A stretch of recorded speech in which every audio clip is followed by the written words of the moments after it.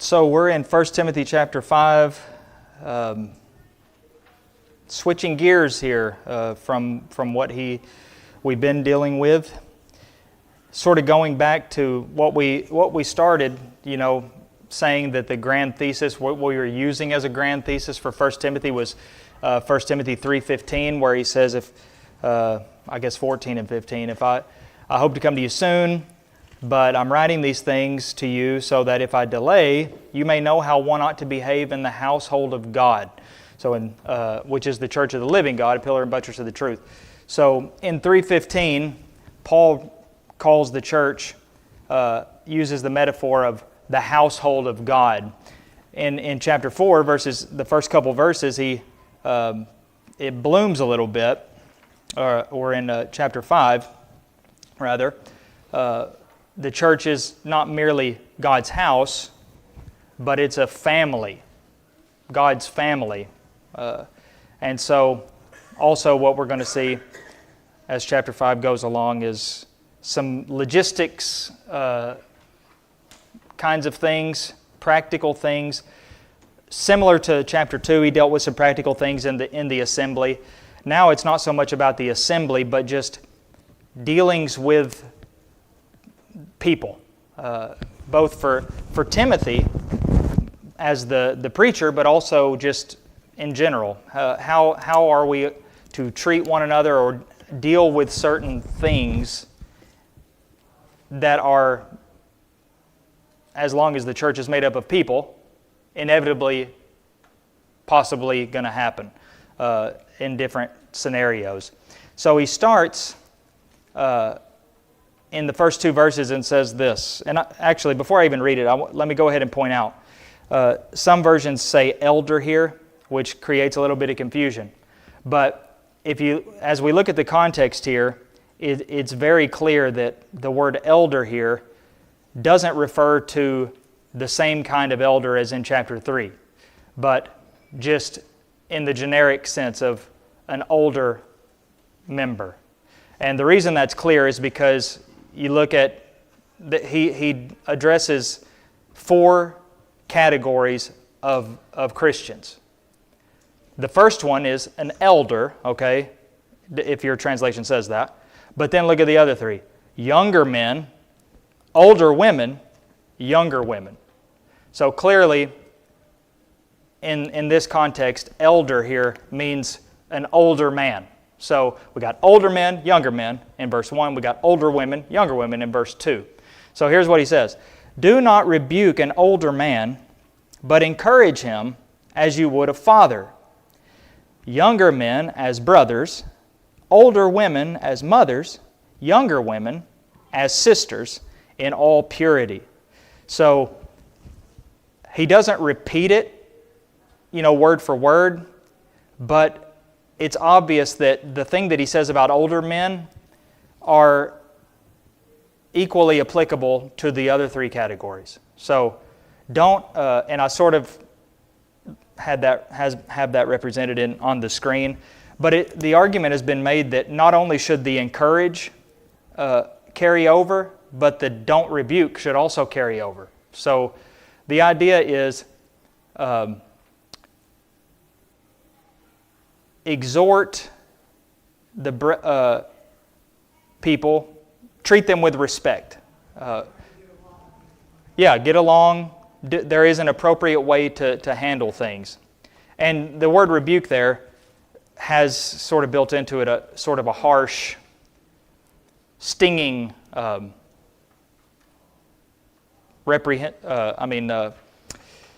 censure, if you will, of chastising.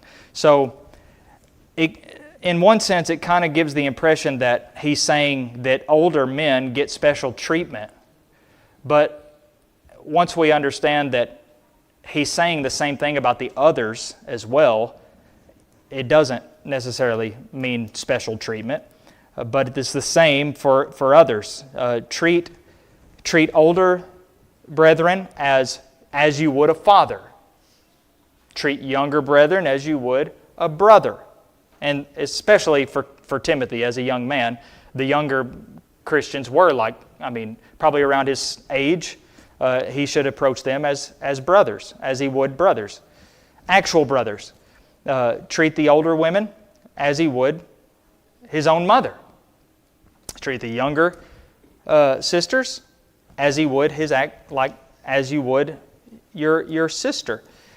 And he throws in there also, probably with special reference to the younger women, in all purity, because we could understand how, especially for a younger, relatively younger preacher, the way that he deals with younger Christian women can be extremely sensitive, and so purity is key and high priority, not in any way that would even lend itself to misunderstanding or false accusation or anything like that. Dean, do you have something? Yeah, I think Paul, time and time again, not only here but other churches, maybe other individuals, about the importance of the relationship in the church. Because the thing of it is, if we can't get together and worship together like normal people, well then we don't have to worry about going to heaven. Yeah. If we can't do it here, worship right, and we don't have to worry about worshiping God in heaven. We're not going to make it. Paul, not only like that, several times he does mention in his letters concerning the relationship that needs to be there, not only in the church, in the marriage, and in everything. Mm-hmm. Yeah. Getting along with the people of God. If I'm somebody who can't get along with God's people, then that says more about me than anybody else. But what does it sound like? Here, look at what we've got. We've got fathers, brothers, sisters, and mothers. Family. Sounds like a family. So the Church of Jesus Christ is a family, and again, this is exactly the thing that, there's some, broken-spirited, broken-hearted soul out there that is longing for that, a family, a place to feel wanted, to feel needed, to feel loved, to be built up, something good of which they can actually be a part. They can be a real part. Have we preserved that family aspect of the church? I hope so. But there are some congregations, I would say, who can't say that, honestly. But it's not only a family, it's the family of God. And that is even more special. So, the idea, again, is that everyone is to be treated with dignity and respect, even in matters where there is some sort of rebuke that's necessary, because that is going to happen. There will be a time when a brother or sister is going to have to be rebuked, and there is a right way to do it, and it may be the case, probably is, that there's a better way, even a better way, the best way to do it. So, harsh and stinging, heavy-handed rebukes should probably be avoided in any case, but not just for the older men, for that matter. The thing is, even with Jesus, when he was rebuking, the thing is, with Jesus, he could see the individual's hearts. Mm-hmm. And we can't. And even though then, when he did some rebuking, some did accept it, some didn't. And that's just it. That's something that we need to know too, that some of the ones that we try to help and rebuke, some of them will listen, some won't. Yeah. Like with Jesus, he could actually see the hearts of the individual, but yet he had the same problems as we do. Yep, we can't see people's hearts, and therefore that just means even more care should be given in handling delicate situations. Starting in verse 3, he gets into some specific, more logistics type things of the church, and it revolves around widows. And this is maybe some of the most specific things on any topic that you'll find anywhere in Paul's letters, maybe. Just as specific as the qualifications for elders, even. So that may be something to consider in itself. But here's what he says: honor widows who are truly widows, or widows indeed. Honor in this context, if you fast forward a few verses to verse 17, it's a verse that you know whether you realize it or not, is where Paul says, let the elders who rule well be considered worthy of double honor. And if you remember, what do we normally attribute to that concept of double honor? Financial. Okay, so same use of the word honor here. He's talking about caring for widows, and especially in this case, financially. But he says to do so for those who are truly widows. Now, a widow's a widow, right? I mean, how can you be okay, this widow is not truly a widow, but this widow is truly a widow? Well, he's about to get into that. He's about to explain. And before we even get into the specifics, I'll just say what he's talking about is whether the church is obligated to support a given widow. So that's what he's about to get into. So in verse 4 he says, so we got truly widows, but if a widow has children or grandchildren, let them first learn to show godliness to their own household and to make some return to their parents, for this is pleasing in the sight of God. If a widow has a family, Paul's saying the church is not obligated to support that widow because it's the divine obligation of every human being to take care of their parents. It's the family's responsibility. Or even their grandparents, as he says here. If she has children or grandchildren, they are the ones who are obligated. However, the word first here might indicate or imply that if that family refuses to take care of her, then the church could and probably should step in and do so. So the first stipulation really is if she's got children or grandchildren, they need to do it, not the church. Now, it doesn't mean that the church shouldn't help, but we're talking about the church being obligated to fully support a widow. So he goes on and says in verse 5, she who is truly a widow, left all alone, has set her hope on God and continues in supplications and prayers night and day. But she who is self-indulgent is dead even while she lives. Probably also worth noting, we're talking about a time period when there was no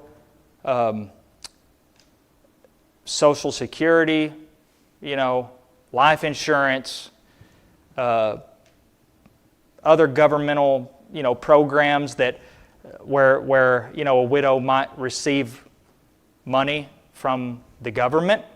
So we're talking about considering that, a widow was a very vulnerable person, and it was not a great position to be in because there was no way for them to live, basically. Yes, sir. Things like you said, at that time there wasn't many things like what we have now. Mm-hmm. But we do know that still under the law, that when they gave money to the temple and that, there was a certain portion was to go to the poor and take some of the widows.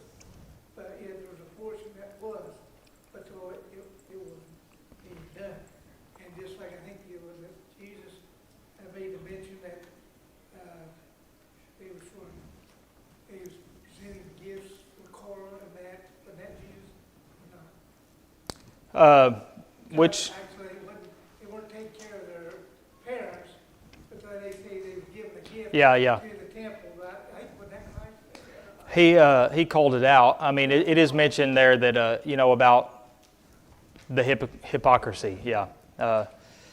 Basically finding loopholes to not honor your parents. And the priest would go along with it. Yeah. Paul makes it pretty clear that, and he's going to make it even clearer, that's not right. It's very shameful, disgraceful. And he makes a pretty strong statement here, a few verses down. So he sort of elaborates a little bit, or gives a key phrase, is the widow who is a widow indeed, to use his words, is one who is left all alone, doesn't have anybody. But she also has her hope set on God and continues in supplications, so she's faithful. No husband, no children. Her hope rests on God, in God. God has always had a special interest in widows. You think about Deuteronomy 10:18. He executes justice for the fatherless and widows. He loves the sojourner. Psalm 68:5. A father of the fatherless and a judge of the widows is God in His holy habitation. Psalm 146:9. Jehovah preserves the sojourners. He upholds the fatherless and widow. So widows indeed have no prospect of remarriage, he says, no other form of financial support, like family or government or etc., and is one who is devoted to the service of God. On the other hand, there is a widow of a different sort. Verse 6. The one who is self-indulgent. What do you think it might mean to be self-indulgent in the context of a widow?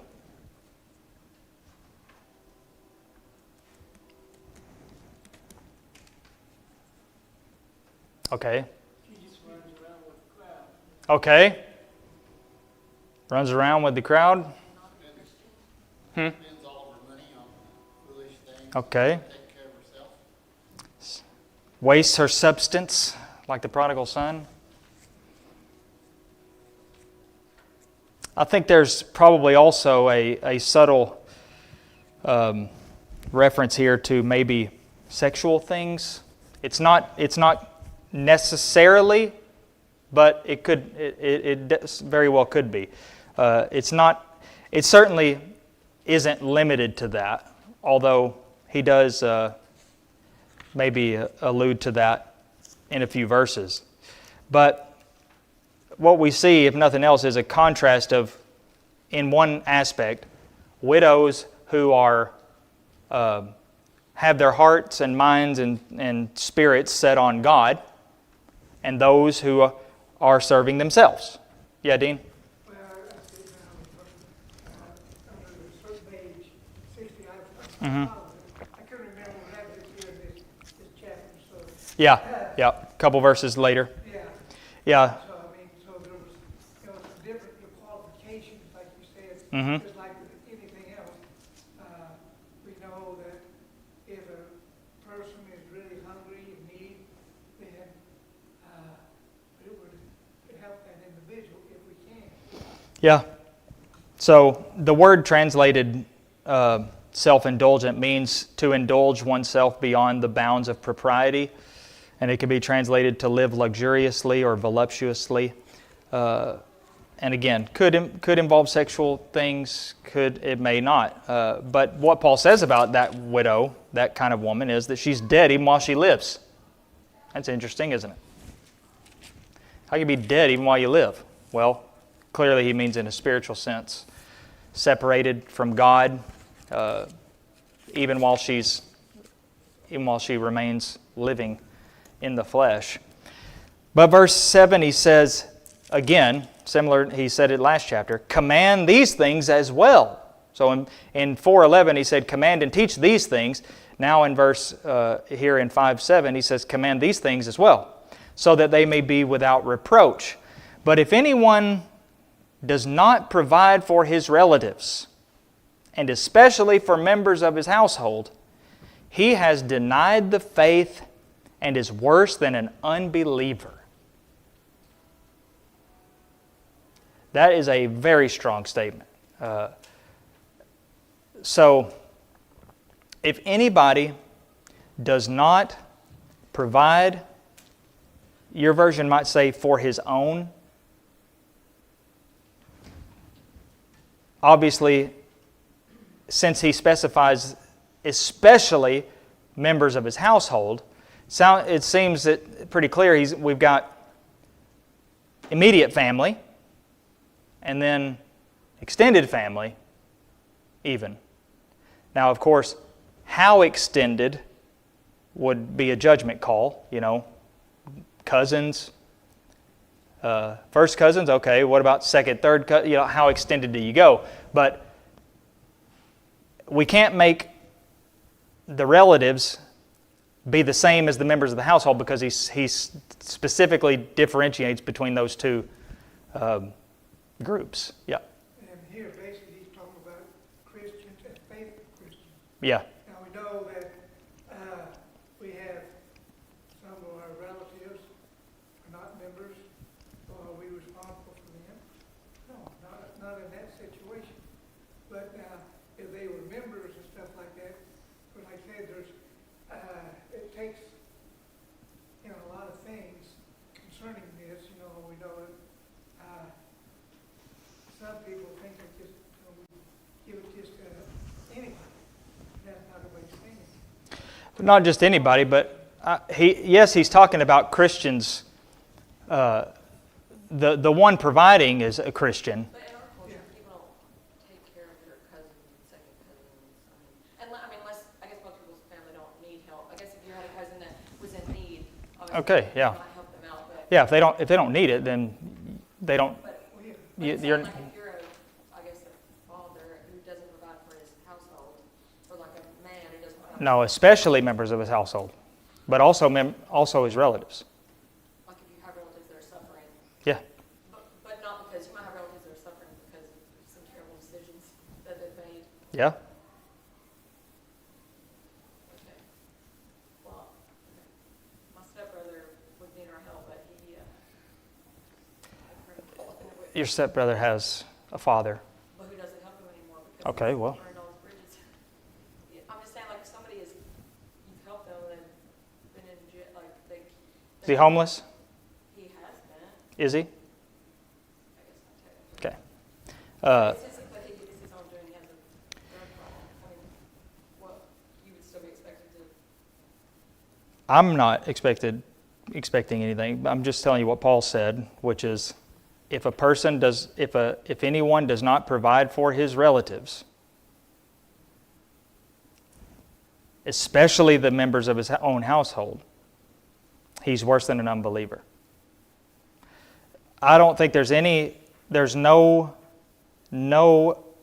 specification whatsoever as to the spiritual status of the family. He's clearly not talking about only if your family are Christians.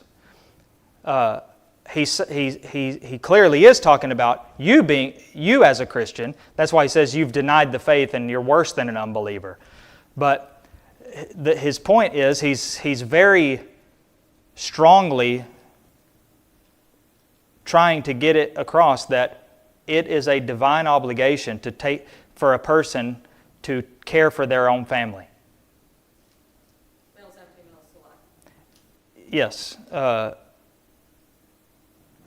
many, many, many men that do not pay child support, and they'll even not take a job or take money under the table so they don't have to pay child support. That may be. I think child support's a little bit different. Well, that's money to support your child. Yeah. There could be other factors involved in that as well. That I don't know if Paul's really thinking about that kind of thing. Might be more important than your cousin or distant relative. Yeah, I'm not saying it's not important. I'm just saying it's not always fair to the man. But anyway, yes. If the husband had nothing to do with why the wife left him, But we and he has to pay child support. That's a totally different subject than what we're talking about. Your drug addicted cousin, but not your child. That just doesn't make sense. There was an emphasis on especially your own household, maybe emphasizing that in your own household Your child would be more important. Yeah, your own household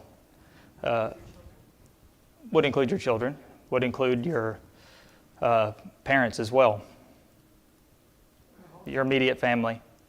David, did you have something? Yeah. I said, in the last couple of decades, there's been situations where grandparents end up being the parents of the grandchildren. They raise them themselves. Yeah. And whatever situation that led up to that, when one of both of them could have been in prison, or one just ran off, who knows what, but they said there's been more cases where the grandparents step in and they want to make sure those grandkids have someone to look after them, feed them, clothe them, whatever. Yeah. Look at it this way. Your parents, as a rule, or your grandparents, in some people's case, sacrificed a lot to take care of you. Now, there will come a time when those roles will be reversed. And you are in a position where, or I guess your parents or your grandparents are in a position where they need you. Now, what do? Paul says, you better provide for them. Because he can't really say it any more strongly, that if you don't, you have denied the faith. And we talked about in the past, the faith is that's sort of a euphemism for the whole Christianity, the Christian system. And so if you deny this, you are denying the whole faith. And you are not like an unbeliever. You are worse than an unbeliever, he says. Even worse. The negligent Christian is worse than a non-Christian, Paul says. And it's very similar to how Peter said, the Christian, the person who has been saved and has experienced the grace of God and then turns back and leaves it, it'd be better for him if he'd never believed. Worse, in other words. So we have to keep this also in context of, widows and parents. He does say, he doesn't specify that in verse 8, but it's still in that overall context. And I don't know if it would have to be, there are circumstances involved that do add some complications to this, like self-inflicted situations, drug addiction, and so on. So that is something. There is something there, but I think Paul's probably more talking about somebody who is simply in need. I think, and I don't know what translation you're using that as relatives, Mm-hmm. but the word there is own, like his own. Yep. Like those that belong to him. Mm-hmm. And that's how the New King James translates it. And so I think it's saying that anybody who undertakes an obligation to provide for somebody, right? I mean, think about, for instance, you are the designated individual that if your brother passes away and leaves children, right, that you agree that you'll take them in, but then you refuse to care for them, right? I mean, Yeah. something similar to that. Somebody who you have agreed, for whatever reason, they could be an employee, you agree to provide for a retirement account for people who you're responsible for that work for you, and then you don't. Yeah. And then it goes on, and especially the members of his household, which would be familial. I think what it's saying is, if you undertake the obligation to provide for somebody, and there are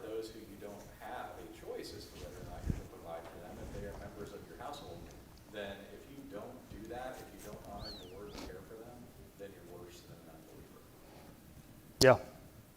So certainly the own household part, I think we would all agree,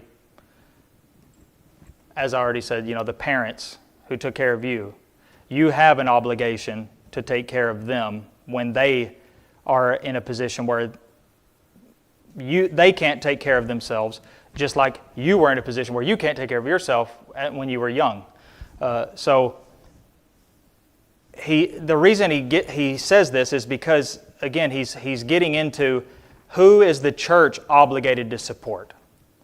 And obligated is the key word there. Not just who is it okay for the church to support, because if the elders see fit to support, to lend some financial support to a certain member of the congregation who's in need, whether she's a widow or what. It could be a woman who's not a widow, and she and her husband both, they need, something has come, they've come under some distress and they need help. The church can help them.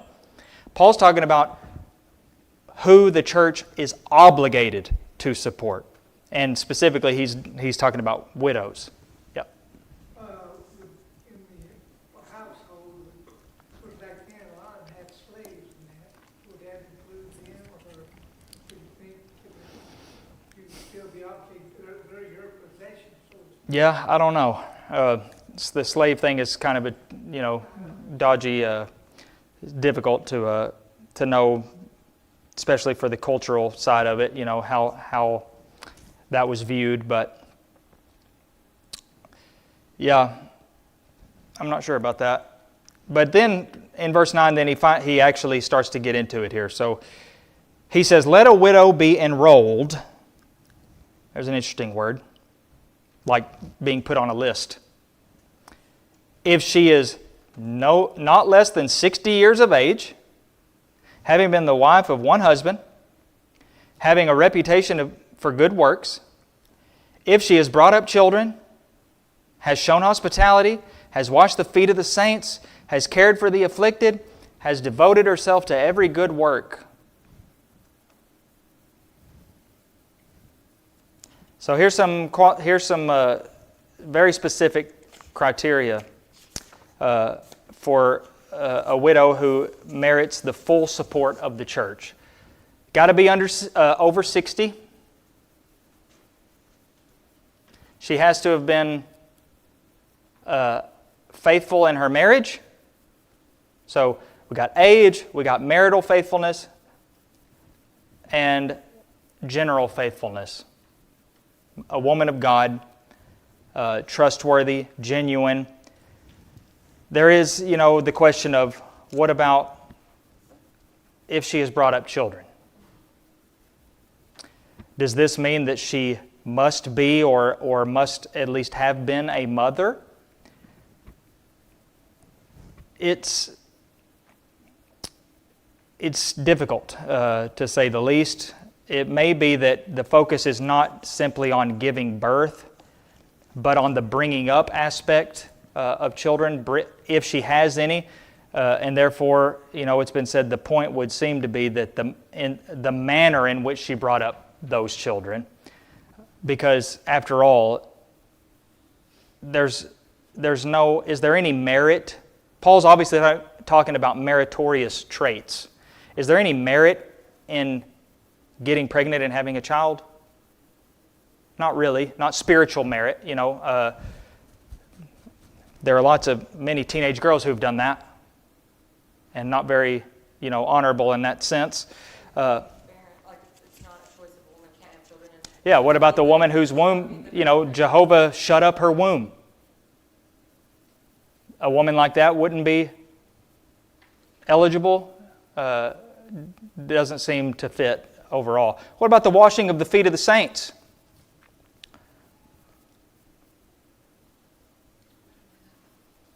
Some of you women might fit a lot of these, but which one of you has washed any of our feet?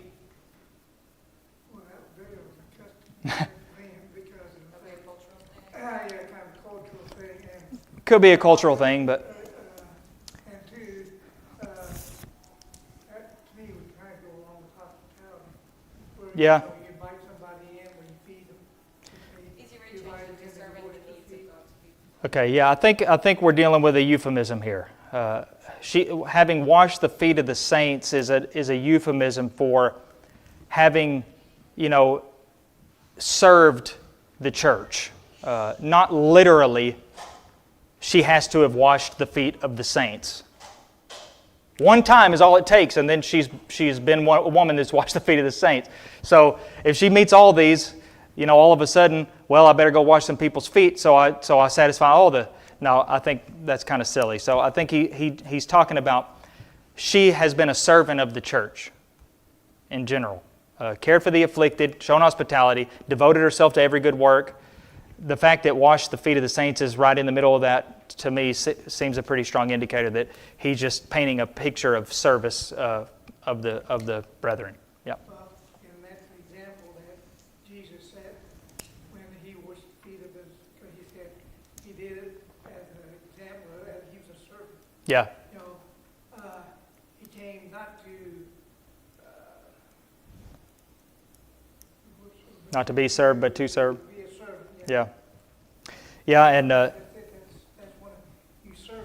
That's service. yeah, some people make a lot out of Jesus washing their feet, and he said, now something along the lines of, now you do as I've done, I've done this so that you will do as I've done, and yet we don't read of the apostles washing a single Christian's feet for the rest of the New Testament. It's kind of an interesting turn of events there. Well, I think that shows that even Jesus, when he did that, he didn't mean you need to do this exact thing in the church. This is going to be like the Lord's Supper, a staple of the church. But what it represented, the servant aspect of it. So here are the qualifications then, as we said, sort of three in three groups or criteria. But then he goes back and says, but refuse to enroll younger widows. How come? Well, because he says, for when their passions draw them away from Christ, they desire to marry and so incur condemnation for having abandoned their former faith. Besides that, they learn to be idlers, going about from house to house, and not only idlers, but also gossips and busybodies, saying what they should not. So wait a minute, Paul, you're telling me that a young widow is sinning if she desires to marry again? Well, let's read a little bit, the next couple verses. So I would have younger widows marry, bear children, manage their households, and give the adversary no occasion for slander, for some have already strayed after Satan. If any believing woman has relatives who are widows, let her care for them. Let the church not be burdened, so that it may care for those who are truly widows. Now I'll just go back. So the answer to my rhetorical question then is no. He does not mean it's sinful for a younger widow to marry. He immediately goes in and says that's what he wants them to do. But, okay, so why does he connect that with drawing them away from Christ then? Well, suppose a younger widow is enrolled in this program and is being fully supported by the church, and she then has sort of presumed to take on the same sort of lifestyle as the older widows that he described. How her whole hope is set on God, and she's in supplications day and night. Then if she starts to feel an urge to marry and start a family, then she is going back on what she has committed herself to. And so he says, just to go ahead and avoid any of that potential mess, younger widows are not qualified, are not eligible for this. It will be better for them. And what does he mean by younger? Well, he's already given the age, under 60. Under 60, the women, especially, the younger you get, the more likely this is to be the case. It will be better for them to go ahead and marry again. Now, isn't it interesting that he specifically says for them to marry again and instead of just not be supported by the church? Why do you think he did that? Isn't there a third option? Or is there? Well, if the church isn't going to support her, and she doesn't have any kids to support her, what other options does she have? Well, there's many examples of women working Okay. in the Bible. They self-support themselves. Some did. It seems that in the first century that was more the exception than the rule. There weren't many. It wasn't an easy. There was no easy path, I guess you could say, for a woman who has been supported by a man to suddenly start supporting herself. We don't know how Lydia came into her work, selling purple, things. But there were only so many things that a woman could do to support herself. And the most common one was selling her body. And so that's probably why Paul says the ones who do not meet these, it would be better for them to go ahead and pursue marrying again and starting having a family, because that would be best for her. Then she's got the support. She's not being tempted and given opportunity to the devil, and so on and so forth. And apparently some had already struggled with it, because he says some have already strayed after Satan. So apparently some had already gone into that troubled water. So he says it would be better just to marry again, and that goes without mentioning. Somebody who's young, still somewhat youthful, might get bored. And I definitely get the impression in that verse 13 had happened. There were some specific examples of this already. They turn into, house to house, gossip peddlers, because they don't have anything to do. If the church is supporting them, and they just, that check keeps coming in, so to speak, then they get bored. They start getting involved in other people's business and saying things they shouldn't say. So it would be better if they just marry again and become, homemakers, really. But then he also says this: you Christian women. He goes back sort of full circle to what he mentioned in verse 8. But this time he specifies the women in particular. If you have any relatives, any woman of you, not just a widow, but any of you women who have relatives who are widows, there's a golden opportunity for you in particular. Obviously, the reason he says the believing woman is because the man is working to provide for her. But you, in that event, you have more time available. Here's a wonderful way that that Christian ladies can serve and glorify God. Take care of a widow in your family, if you have one. And there's many ways of doing it. It doesn't have to be necessarily money. Just if they have any children or something, just help them to, say you babysit them for a while to relieve them. Yeah. Stuff like that. And maybe, there's other things, besides, actually giving them money. Yeah. A lot of times, they need the comforts of of individuals, not necessarily a handout. Yeah. There are multiple ways that you can care for somebody, but I do think he is primarily talking financially, because he says, let the church not be burdened. So he sort of comes all the way back around. The context is, who's the church obligated to serve or to support? And he says the family should, they are the first, line of defense or whatever to support widows and their family as a principle. And he repeats that in verse 8. But then he says, hey, here's an idea. You Christian ladies, you can help care for them. And so the church doesn't have to be burdened so that it can care for those who are truly widows.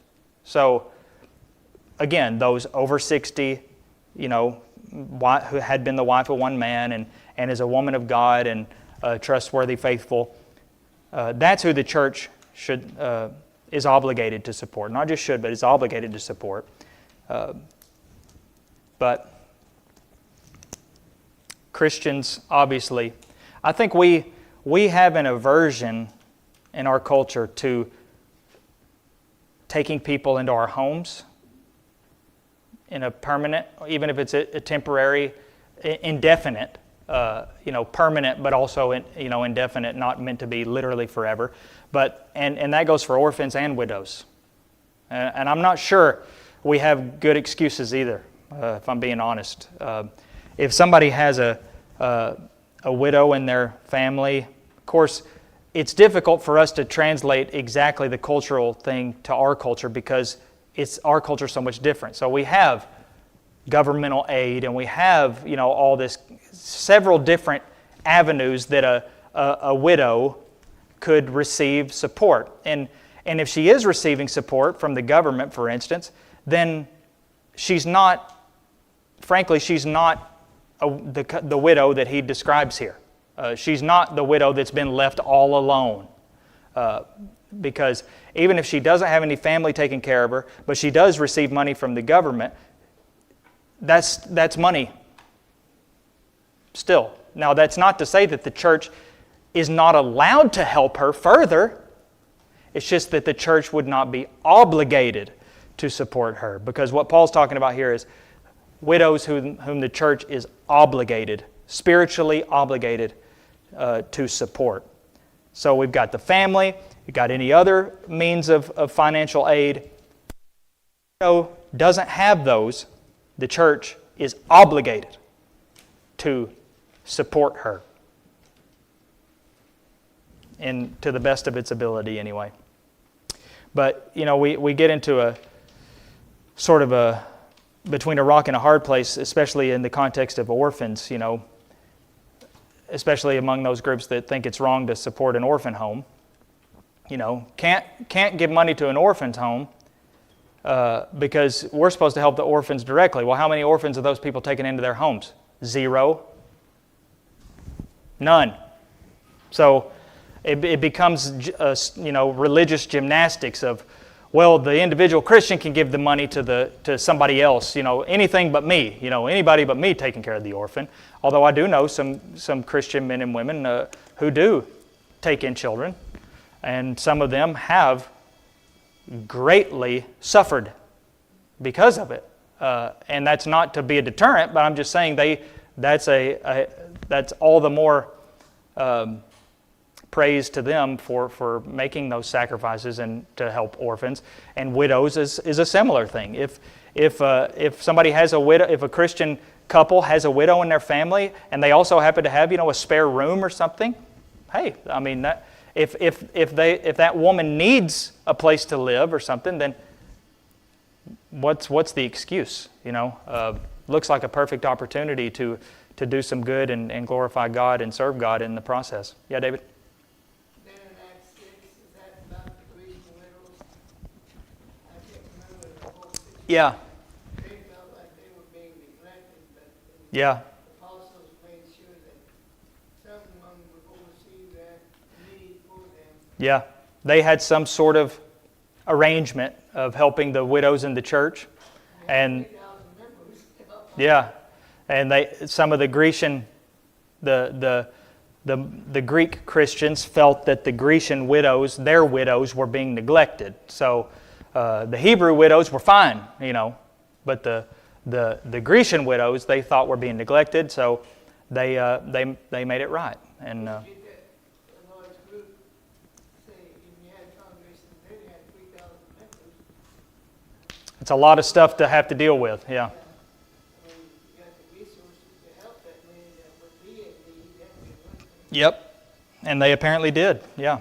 And the reason is because they were selling their possessions and goods and giving the money to the brothers and sisters that needed it. So, yeah. But they just had to deal with these things as they came and make whatever was wrong right. And that's all we can do too.